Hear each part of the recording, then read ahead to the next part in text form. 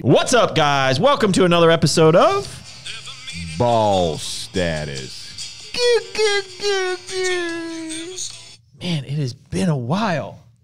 It's been a long time. It's been a while, but we're back. We're going to try to be more consistent. I feel like we've said that a couple times. We got like fired up in like June-ish, and we were like pumping them out like one a week. And then just, man, we have so much stuff going on. A lot happened. Like, you know? The thing here is like we actually have a real business and not just a podcast. So, well, we have a lot of real businesses. Is that a shot? No, I mean, if somebody wants to take it as a shot, they're very insecure. That's on them. Yeah, that was not a shot. I mean, like that legitimately, we have, I mean, I feel like this year there's going to be some announcements of even more businesses that we're starting that is just going to make our lives even more crazy. So we need to get back in a groove. We need to get warmed up. And so we're warming up with Dave. Yeah. So for those who don't remember, this is Boss Status. It's the podcast where we talk about the business of health and the health of business. I love that tagline. It's a good. We have a great show here. We're great. We're really good. We are great. Yeah. You know what I'm saying? Today, we're here with David Reinecke. He competes. I definitely do. That's a long inside joke. Nobody's going to get that, but David does compete. But more importantly, he is the director of R&D here at the family of brands under Crush It Holdings or whatever you want to call it. So he works with really all the brands here. So Arms Race, Core, America, now Mile Blocks under the family. And we have some other tricks up our sleeve for this year that he's been spending a lot of time on. And this is your first episode.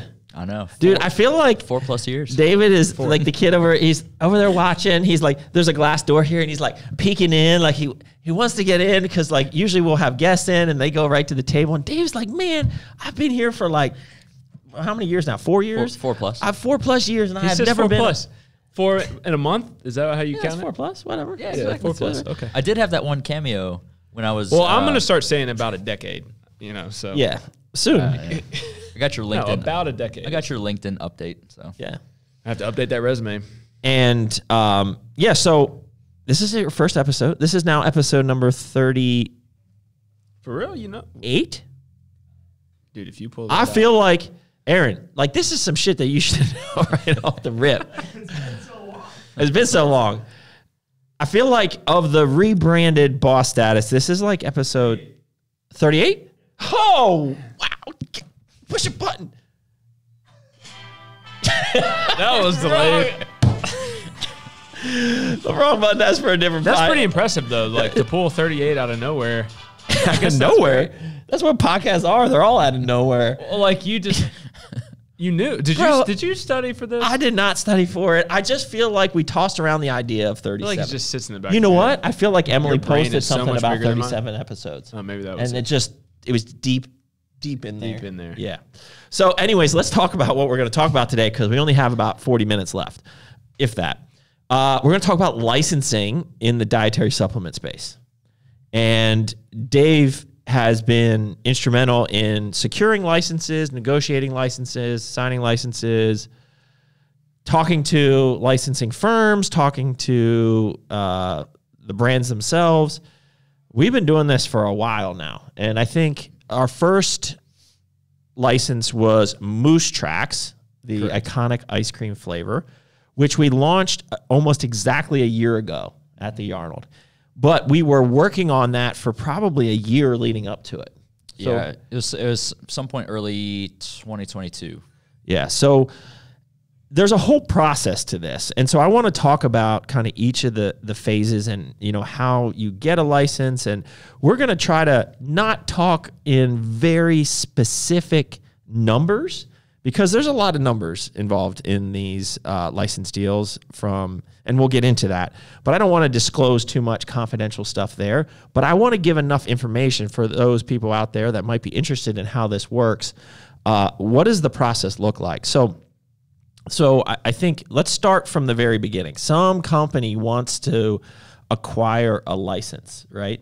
And so there's multiple ways to do this. Some people, this is not us, can go to a licensing company or firm, right, or a broker who will help you negotiate deals and go out and get deals, right? Correct, yeah. Where for us, that's basically Dave, right?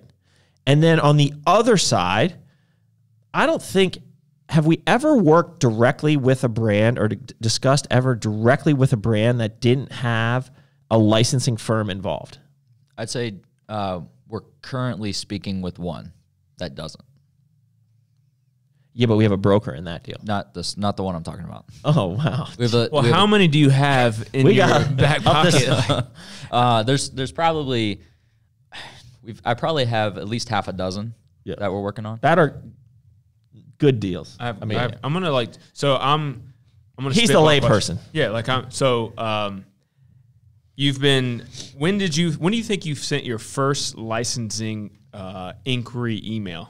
It was honestly probably with Moose Tracks? With Moose Tracks. So early 2022. Yeah, early 2022. And in that case, did you reach out directly to Moose Tracks, or did you go through the licensing firm that represents Moose Tracks? I was looking for licensing agencies, and then scrolling through their client list or their brand list, and that's kind of how I found Moose Tracks on there. So it was more reaching out to the brand agent and having a discussion there about, this is who we are. This is, it didn't progress into what Puddin was at the start. It was a different product we were thinking about. And then as we continued talking, I was like, this would work perfect for Moose Tracks. Yeah, so a lot of times we're not even talking directly to the brand. In many cases, we are talking to the licensing firm that has a book of clients. Like they might have Oreo and Reese's and, sour strips or sour candy or some, Warheads or all this stuff, right, that they represent. So we will talk with the people that work at that licensing firm and say, hey, we would like this deal. And so we work with them basically to put together a sales pitch to the brands, right? Correct me if I'm wrong. I'm involved in this process, but not to the level he is, and you're not really super involved in this. So you probably have a bunch of questions. This is a bad idea. Oh, that's a great idea. That's big.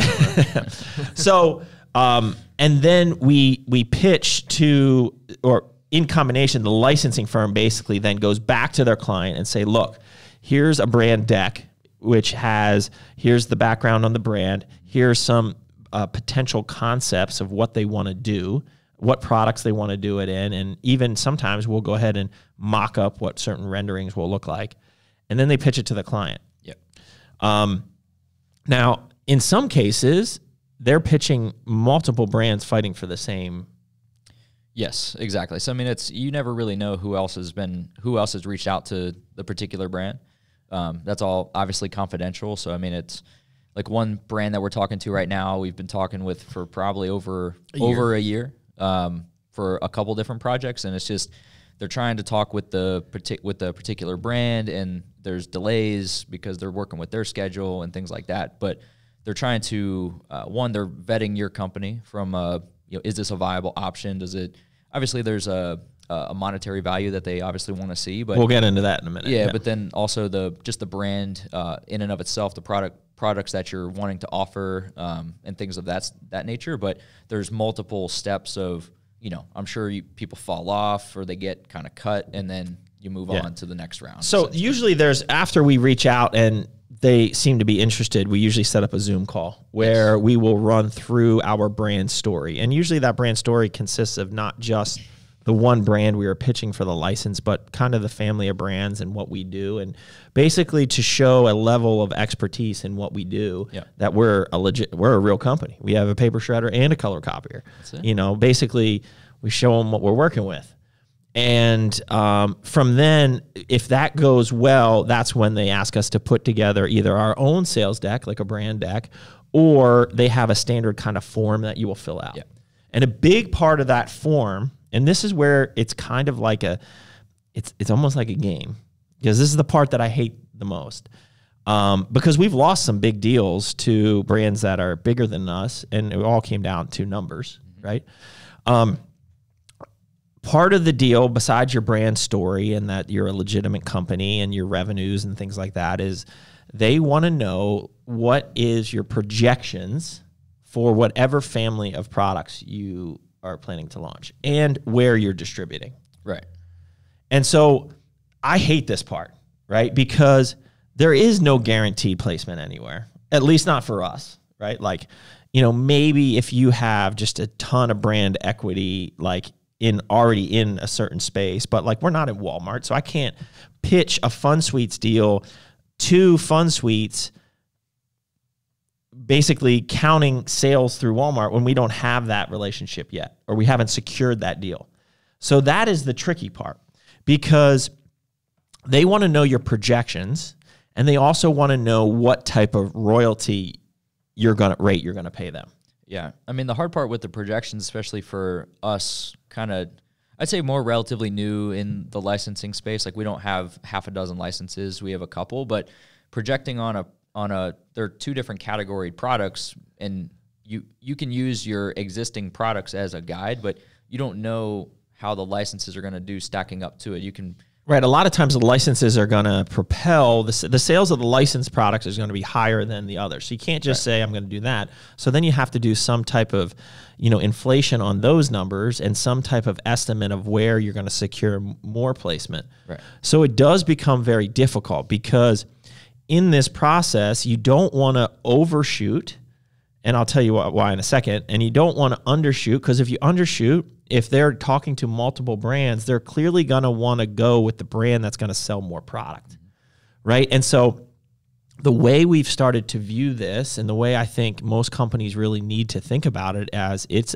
what are you willing to spend from a marketing point of view per month to secure that license? Because what they require is a minimum guarantee. Yeah. And so let's just use some numbers for the sake of numbers. And I'm not saying these are the numbers that we use, but let's say, because it really depends on the product. When we talk to some brands, they're going to be like, oh, we want a 12% royalty. We're like, brah.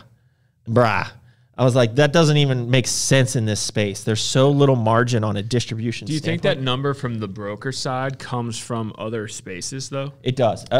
Like It does. something with high mark, like clothing or something else that would. So we were talking to a large dead influencer, their estate, and we wanted to use his likeness Oh yeah. for a brand. And he does this with other things, and the royalty over here is like 12% or 15%, something crazy. It took us months.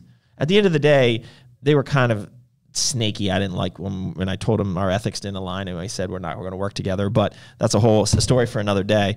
Push the buttons. I was pointing to a coin somewhere. But at the end of the day, you know, we told him, I was like, in this space, like, you need to be in the world of 5 to 7, 3 to 7% is really where you need to be. Yeah. And no one's really going to give you 3 unless you're like, well, we've never gotten 3. I'll be honest with you. I wasn't going to talk about numbers, but we're paying more than 3% royalty.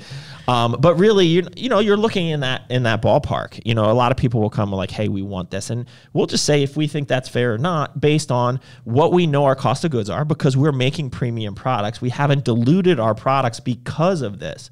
I mean, you're looking at an already super expensive pre-workout and a super expensive clear ISO without the license, which just immediately adds to your cost. Yeah. And then what they do is when they're doing these estimates, they want to say, okay, in year 1, it's going to be this based on this many SKUs. So you got to say what products, and you have to say, what flavors you want to do.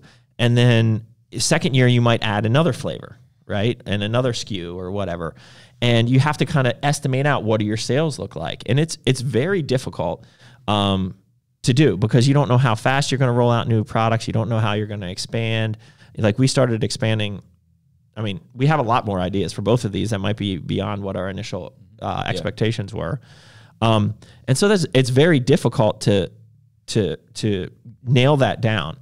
And I always say I was like, God, like, just so you know, these are just estimates. They're kind of like okay, what are we going to do here? And the other part is the royalty rate can vary depending on your the distribution of it. So, for example, when we sell direct to consumer, we make a lot more margin, right? Because we're collecting all the money, as opposed to selling it at 50% off to a Walmart or a retailer or a distributor who then marks it up to sell on to other people. So for every unit sold, more money is coming in the door. So in some deals, we have the same percentage on that, and some deals they're different. So it's in a certain deal that we have, it's lower on the D2C side because the actual cash value is much greater when we're buying it on our door coming through our own doors. So you basically then come up with your sales projections, right? And that would be wholesale and D2C because you're getting the full retail value basically for your D2C, and then you're getting your wholesale price, and then you multiply by whatever royalty rate that you expect that they're going to accept or that you're offering them. And then you come up with basically a projection of what the licensing fees are to that client. Yep. That is that number, that estimate of what they're going to take home over we've signed both of our deals were 2-year deals to start, yes. right? Or a little bit over 2-year deals. So that's basically the minimum, so that is an estimate of what they're going to receive. Now, what these contracts have in them is something called a minimum guarantee. So it's, okay, we're going to sign this deal, but like if we totally crap the bed and we do a terrible product and it doesn't move or whatever, they still need to have a guaranteed income because they locked into a license with you, right? And oftentimes they want to see that number is it in the realm of 50 to 75% of what your estimate is? Yeah, in that ballpark. In that ballpark. So, so like if you're estimating they're going to receive $100,000 in royalties over, call it a year, right? Then, okay, 75% of that $75,000, they might say, I need you to guarantee me that I'm going to get paid $75,000 from this deal, regardless of what you sell. Now, anything over that, I'm going to still take. But if you only have $50,000 in royalty payments to them, you owe us another $25,000. Right. And that is the big gamble in all of this when you're pitching. Because if you really want the deal, you're going to jack up your estimates. At the end of the day, they're just estimates, right? Yeah. You're going to jack up your estimates so that their minimum guarantee is going to be so high that you're going to probably outbid anybody else you're going with. And it's basically like this game of how big do you want to go. So we're negotiating with the one that you spoke about that we've been working with for over a year. They've been pitching. I mean, these are very large CPG companies that you all have definitely you see in the grocery store. It's very iconic brands. Yep. And we're in the running for that. But like, I'm a little puckered up because like we said, we're going to sell a lot of product, which I think we will do, but it's just like, we don't want to lowball our estimate because then of course somebody else is going to come in and pitch something higher. But at the same time, we need to be okay with the minimum guarantee that we're saying they're going to get from this deal. And then you just divide it across the number of months. So like if you're saying, hey, they're going to get $1 million in royalty payments over 2 years. So $1 million divided by 24. So we're paying X amount per month that you're just basically got to know that whether you sell or not, you're going to be paying that it's basically a marketing fee. Yeah. Is the way that you really need to look about it. And that's the very difficult part about this is how much you're willing to guarantee that you're going to pay for this deal. Did I miss anything there? I feel like that's the big nutshell of. You gave out. So I have we just gave out like 5 years worth of work. like juice. Exactly. Like, and that's what I think is so cool about this show is that like you've been pretty transparent with a lot of things on this show. And so that's what I think makes Boss Status so cool. That one show, remember that one show when we were so transparent we had to take it down because we were too transparent and somebody got upset? You have to inform me again about it after. I think we were going through like starting. It was one of the ones where it wasn't the one where you start a brand, how much money it takes to start a brand. I was super transparent in that too. But it was a similar one where we talked about what is it like to work with certain retailers. I remember this, but I forget the detail. Yeah. But anyways, but like this is super. I mean, I have a lot of sales rep friends, and like we have conversations and ask a lot of questions, and so like that's where I go back to. I'm like, you got to have a Dave. Like you've talked to how many brands? So we have 2 collaborations now. You're in communication with maybe like half a dozen.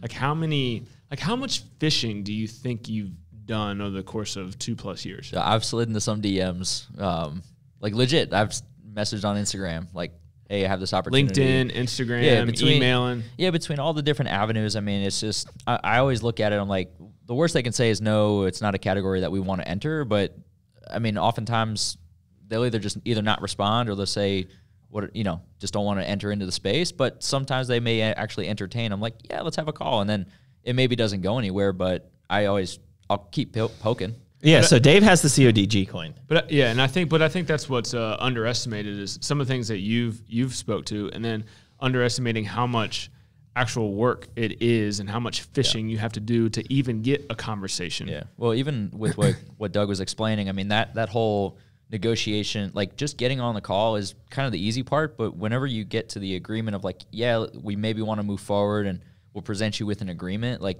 that process can take a very long time to negotiate. From a competitor of a lot of people probably out there, it's just like, I don't mind helping, right? Because they still have to execute at the end of the day. Right. And I think there's a big enough market that, like, we have found, and we've talked about it on this podcast before, it's like, it's better to be the good guys in this industry and actually help other people, because you never know when you're going to need their help. Yeah. And we've asked other people for help, like, on certain things. And, if you have a good reputation and you're willing to help other people, then it comes back around. 100%. Yeah. And I think a lot of people are like, oh, no, it's super secretive. Like, oh, my gosh, I can't tell you anything about licenses. But you still got to do the work. Yeah. Like, that might have sounded somewhat easy, but like that whole process, that communication is just like, that's literally dozens and dozens, if not hundreds of emails back and forth between Dave and the licensing person before I'm even really getting involved, So there's a lot of groundwork that has to go down there. Yeah. So Dave, if somebody was going to start trying to look into getting a license, where do they start? The licensing expo or? Yeah, I mean, that is a good place to start, at least from. So when is that? Where is it? What do you? It's usually in May or sometime around May. Vegas, it's right? Usually in Vegas. Yeah. Are you going this year? I gotta look and see when it is, because I know we have the Coliseum grand opening in May. You can skip I have Liam's birthday is in May. Yeah, my birthday's in May. Your too. birthday's in May. Dude, the Cheerwine Festival is May 18th, bro. Salisbury. I want to say it's towards the end of May, but anyways. So I mean, really, how we found these, I mean, the Moose Tracks one, honestly, it was looking through just different brands that we felt looked or could do our brand justice to, and ones that we could innovate on. I mean, it wasn't going to an expo or anything like that, because you're going to have, it's going to be an overwhelming experience, because you're going to have like Banana Republic and Boy Scouts of America. Like, you're going to have all these brands and licensed agents, and you just maybe aren't going to capture what you need to capture. But I think looking at your product list and saying, okay, this is a product I can innovate on, and then these are, I want to do licensing. These are brands that I feel could fit that particular product. Like Moose Tracks only really works in a couple products. And let's also be clear from our side, like we've turned down licensing deals. So go ahead. Yep. But I was going to say, didn't we have people reaching out that we potentially turned down after this one? Wasn't there one that like? Oh yeah, well somebody wanted us to do an entire line for them, and they were a massive CPG company that you would definitely recognize. But we're like, dude, no, doesn't even make sense. Well, the biggest thing was, I mean, both of these are the most authentic that we can be, and the reason why we turned that down was we struggled to find that authentic component. That's the key. There's a lot of really dumb collaborations, and just being honest, that like just don't even make any sense. Like, because honestly, you can flavor things amazing these days without a collaboration, but you're just kind of throwing it on there to just say, ooh, I did a collaboration, but it doesn't really make sense. Like these are all authentic inclusions that are actually we get from Denali that are used in the ice cream, or in both our pudding and our brownies and blondies. We're working on another regular protein. I'm going to spill the beans here. Yeah. So if you watch this is a bonus. We're working on a Core Pro Moose Track. And how do we make that authentic? Because Core Pro doesn't have inclusions. Well, our flavor house literally took the Moose Tracks ice cream, melted it down, and replicated the flavor to a T of melted Moose Tracks ice cream. They do the flavor systems for Moose Tracks ice creams. Yeah. So they're actually the flavor house that flavors the Moose Tracks ice cream, melted down their own ice cream in a liquid form, drank it, and then made sure that their flavor system. Man, I want to be on that board. yeah. So, and then on the cool thing about Fun Sweets is we are working directly with their flavor house for them that does the cotton candy. So like this literally tastes like liquid cotton candy, and they're specific, flavors. Yeah. And that is, we've turned down deals that we were able to secure, but then when it came down to the nitty gritty, we couldn't make them authentic, and they didn't make sense for the brand, so we turned them down. Yeah. That's happened quite a few. Like I turned down one last week, and I almost kind of laughed at it, but it's gotten to a point now where some agents will approach us with, "Hey, I have this opportunity for you because." Can you say one that was totally ridiculous? We can beep it out if not. Which one do you think about? Aaron, we might have to beep this out. We'll just say, it was a banana, like just a banana.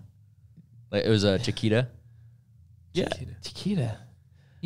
Chiquita bananas. Yeah, like Chiquita banana. But But versus you can't take. But what makes a Chiquita banana a Chiquita? Like it's a banana, so you could do a banana flavor, but then you're just paying where it's grown. You're paying an extra X% on top of just a banana flavor, which you can do without the authentic. Yeah, there are ways that you can maybe make it authentic, but it's just nothing that really would fit with our brand. Yeah, it would have been not one. I don't know if we need to leave that out. Just put that in there. It's a banana. It's a freaking banana. Let's collab a banana. Yeah. So like, there's things like that, and then the other thing is like I mentioned before. So these are basically products, like they're a candy, they're like an ice cream, but then you have these other spaces where we were going to collaborate with an actual person. Yeah. That we decided it wasn't a good fit at the end of the day. We could have done some cool stuff. It would have been fun. And it would have been fun. It was on brand, but at the end of the day, man, that guy pissed me off. So I just said, we're not doing this. And he was asking way too much for what we were going to get. So anyway, that we nixed that. But there's also, entertainment, right? So like you have other types of entertainment. Like you see G Fuel is doing all of these. They have like their Venom flavor, right? For the Venom movie. And those things are a little bit different. And we're just now actually learning a lot about those.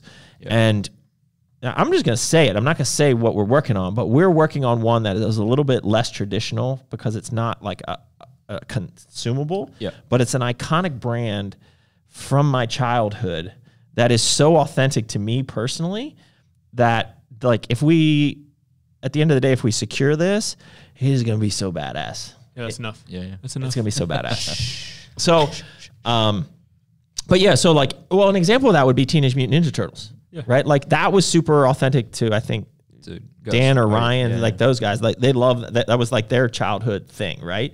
And so that was kind of cool. They did some really cool, marketing promo boxes around it. They had kind of the ooze type flavors and things like that. But for me, like that was part of the conversation with this company was like, how can we make this super authentic? What can we do? What can we do over the top? Because it's not going to be like it's not going to taste like a turtle. I'm just going to use that as an example, right? Like, what does a turtle taste like, right? Like I'm using Teenage Mutant Ninja Turtles as an example because Ghost has done it. Yeah. But it's like what can we do that makes this experience of purchasing this product super authentic to that brand, and also to us, right? And I think that's the mistake that a lot of people make. They just, hey, we got a collaboration, let's do it, let's run it. And to be honest with you, some of the collaboration flavors out there are not that good.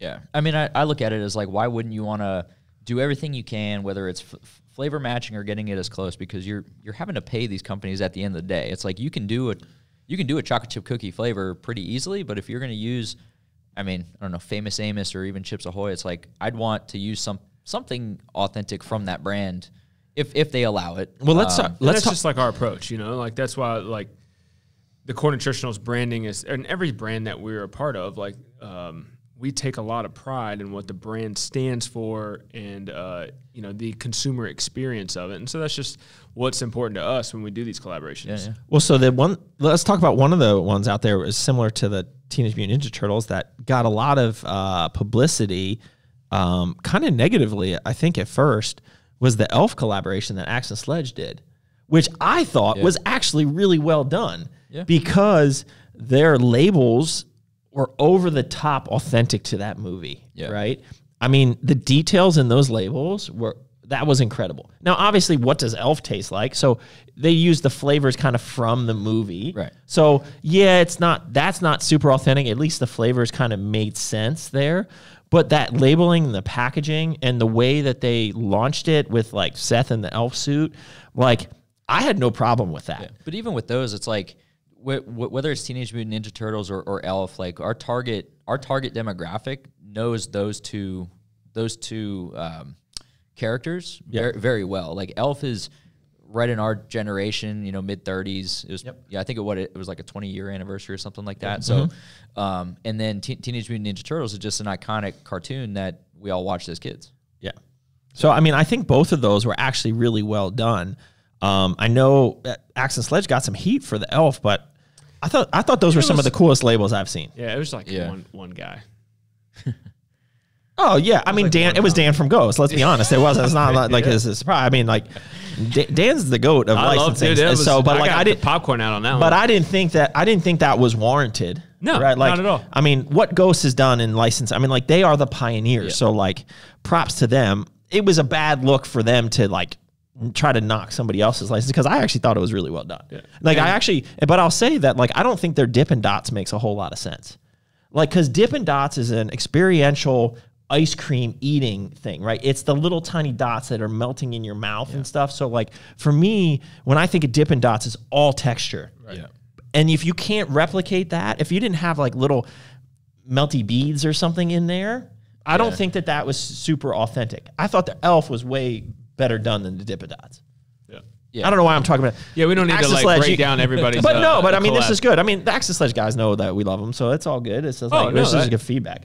I love that Seth sitting next to Dave every day and knowing how much work goes into all this. Like Seth back to like my team works super hard on this freaking thing. Like your comments not warranted. So like I understand that like bringing this to life is a ton of work, which I think that's the biggest thing that I think we're also trying to get across here is like we can tell you some of this information, but you guys got to go put in the work for it. You know? I mean the product inside is one thing, and then I mean we've done a lot of work on the packaging, you know, from all of it. So we've changed. So if we had to do this again, it would look a lot different. And I think for the clear tub, that's one thing to show the inclusions. The next time we do, we have a new flavor of pudding. Yes, we do. It's amazing. Is amazing. We actually just placed the PO today. So we have a new Moose Tracks pudding flavor coming out. So we're doing clear tubs in that? Yeah. We're doing clear tubs. So I just spilled the beans. We're doing a pro flavor of Moose Tracks it's pro flavor Moose Tracks, and then we're doing a new flavor of the pudding Moose Tracks, which is going to be the best yet. We got a new Blondie. And we got a new Blondie coming for the Arnold. So, but I don't even know what I was saying at this point. But the packaging. So we changed it a little bit here, and we had this is the first time we put the seals on the top. But we realized that like if you really want to lean into it, it has to be more branded the actual license that you're doing. So if you could look at our Moose Tracks packaging, it is like very much Moose Tracks heavy and a little bit core. Same with our Fun Sweets. Like, yes, it's still recognizable as a core, but we leaned heavily in. The background is cotton candy, the fun seal on the top, the texture of the cotton candy on the label, the iconic flamingo on there. And we also simplified. So this has very scientific call outs with inclusions and all these other things and the type of proteins. Nobody gives a shit about that when you're eating Moose Tracks protein, right? They just want to know it tastes yummy. Well, this was our first go, and I think this is still it's super Moose Tracks, but it's very core. It's very core. Traditional core. Yep. Where this is like, you know what? More juice on the collab. Yeah. And then I think we changed we're this even background. We changed the Fun Sweets background like at the very last second. And I think we're even going even more as we continue to grow. Right. So here you see IsoClear is the name of the product, and then you have just whey protein isolate. That's all you have. Whereas this one on the front, you have decadent casein, whey and protein mix, and then rich vanilla protein, real fudge piece. Like there's just it's more consistent with how other core. It's a little wordy, right? Yeah. So like when we launch our new flavor of this and we run more of these, this is going to be completely Moose Tracks heavy. Yep. So I'm excited to kind of relaunch that. Well, that's the humility. Like we're learning as we go too. Right? Yeah, I mean, this was our first. We didn't nail it. This was our first rodeo. Yeah, 100%. But I got a question. Yep. How much? I don't even either of you thought about this. Can a brand overdo collab? Like how much collab is too much collab? Or like the brand that the original core nutritionals, so say, is starting to be forgotten because there may be too many collabs. Like, well, I think on the core brand is so big and so girthy, diverse. Like we have so many SKUs. Like the breadth of the type of products that we cover is so large. I don't think it's really a problem. I mean, it could be if that's all we focused on, but we're focusing on other flavors too and other things, right? So it's not just that. You can't put all your eggs in that basket, because if they decide to pull that license after 2 years, what are you going to do? Sure. So you have to, I think, Ghost did it well with the drinks. I think they got used to the licenses to pull you in, but like, to be honest with you, I enjoy their regular flavor drinks better than the licensed flavors. 100%. They're super authentic. Like, it tastes like Swedish Fish, but I don't want to be drinking Swedish Fish. I don't want to be drinking sour, what are they? Sour Heads or Sour Patch Kids. Sour Patch Kids. Man, well, it's, for Moose Tracks, like, it's juicy calories. Yeah, right? so like, I will mix. I want that. I'll mix 1 scoop of that with 1 scoop of regular Pro. Yeah, and that's a better. I'm getting my 45 grams of protein, and I'm not, having 20 grams of fat. Then with it, I'm getting 10 grams of fat. Right. Yeah. So I think you need to have good flavors, outside of the license deal. And people that are going to hang their hat just on the licenses, I think is definitely a mistake. Also, you increase your COGS by, a significant amount right off the rip. So I mean, it's big because you're paying a percentage off of the wholesale price. So it's even more of a markup. So if you're paying a 5% royalty off of a wholesale price, that's more of your markup. Your cost is going to increase by more than 5%, right? Because it's a higher number that you're taking 5% of. So it's just like that. I mean, that's a big jump. I mean, you're losing margin, especially when you're going through a distributor that you got to give a ton of points, or you're going through some of these big boxes. Like I don't know how people would. GNC requires crazy margins, right? Like just crazy margins, and then marketing chargebacks and all this other stuff. And then if you're paying a 5-7% royalty on top of that back, and you're making premium products, you're pretty much just paying a marketing fee at that point, because you're not making any money. Right. You're not making anything significant through GNC. Yeah. But I mean, to answer your question, like I do think it is possible for sure. Like if we said yes to every single license that we either reached out to or reached out to us, we'd have more than we would know what to do with, and it just becomes a lot harder to manage. So we're a little bit more strategic with the ones that we actually do partner with. But I also think it is easy to expand one collab into a significant amount of products to where it starts to lose its authenticity. Well, and I asked you that, I think, last week. I was like, what other brands have expanded their collaboration as much? Like, we're going on a third flavor of Brownie Blondie. We're going on our third flavor of Puddin'. We're adding another SKU and adding another product to that. We're continuing to work on other products. Like, it seems to me like a lot of companies might just pick one product, maybe 1 or 2 flavors, and just that's it, So I think we've done a very good job of expanding the collaboration across different SKUs and different flavors or different products. Yeah, for sure. I mean, it's got to make sense for that particular product, and you may find that, like these two flavors, the cherry berry and the blue raz, are just they're amazing flavors, and Fun Sweet's top 2 flavors. So it's like when we think about expanding into another flavor, we're kind of looking at that flavor list of what's the next top flavor. Does it work with how we want to execute it? Well, that's been the struggle with Fun Sweets too, right? Like for cotton candy, we've tasted let's say what the next flavor in their sell list was watermelon. It was watermelon, and it did not. Well, watermelon and cotton candy just don't. It tastes like muddy water. No, it wasn't mud. It was sweet. It just didn't make sense for a product. It didn't. We tried it. It just didn't. Well, so with this, it's like when you eat Fun Sweets cotton candy, you don't taste, at least I don't, taste cotton candy flavor. So we had to add cotton candy flavor to make it authentic for this piece. And eating cotton candy is you're eating sugar. Right. You're getting the cotton candy in the cotton candy. So like the watermelon mechanism. So like the watermelon flavor is amazing, but when you mix it with cotton candy, it just doesn't taste. It doesn't taste as good as what it should. Right. Yeah. But we're on to something with the next one. Yeah, the next one's good. Well, we've also tried grape, apple, right? Like it's just watermelon and grape. Grape didn't work either. But the next one is really good. I mean, we can. I think it's a wiener. Yeah, you guys too. You sampled it this morning and didn't include anybody else. And that was Dave. I just happened to have a sip. You both play. But it is really good. But it is really good. It just we need to get cool. the I'd like right to try color. it, Dave. I'd be interested in that. As VP of sales and I got to sell it, Dave, I'd really like to try it. I'll mix it up for you. I'll mix it up for you. All right, well, shoot. I think we got it all in 40 minutes. What am I missing from the licensing aspect? And if you have any questions or comments, put them in the, well, I guess this is going to be on a bunch of different platforms. But if you go to our YouTube, you can put it in there. You can just email Dave, which is david@corenutritionals.com. And He might want a broker deal for you. yeah. So I think the only other thing that I will add is on the latest deal, it's a little bit of a little bit different, is that we are actually being represented by a broker who has a client list who brought us to this person. Yep. And so we have to pay him a little bit in addition to the license fee to get it done. It's definitely reasonable. It's So, super fair. So whereas, so if you do a minimum guarantee of like $1 million to your client, the licensing company takes a piece of that, right? And in this way, now we're working with somebody who is working directly for that company.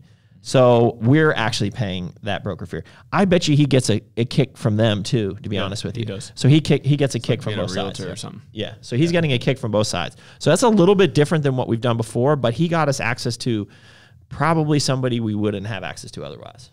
yeah, or it'd be very hard to find. Like, Dave would have to send 1,000 emails. yeah, well, I mean, it's all the stuff is out there. Like, it's all public knowledge. Like, you can find the contacts and whatnot, and you can find the right emails and make the right phone calls. But let's be honest, people are just lazy and just don't want to do that hard work. I mean, that's hard work. But we're collecting gold dust over here, Doug. I know, but I'm just saying it's just like people just don't, a lot of people don't want to do it. So like, Yeah. this, You got to have 12-hour screen time like Dave.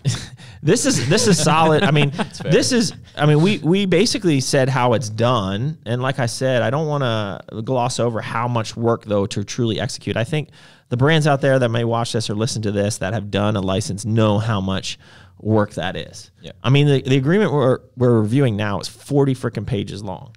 Now, we've been lucky that some of our others weren't that long, but like that's a long legal document to get in, to sign. And I mean, from concept and reaching out to actually launching your product, I mean, it can take quite a bit of time. Like the one we're working on right now that you're talking about, we're kind of going to push that timeline. We have a little bit of a deadline. Yeah, but it's like from that start to launch, I mean, there's all those steps in between of sampling the product, and if you have a unique ingredient, getting the product, approving it in-house, getting the licensing or the brand you're representing to approve it, doing any revisions, and then it's the packaging, which honestly, in my opinion, takes the longest amount of time.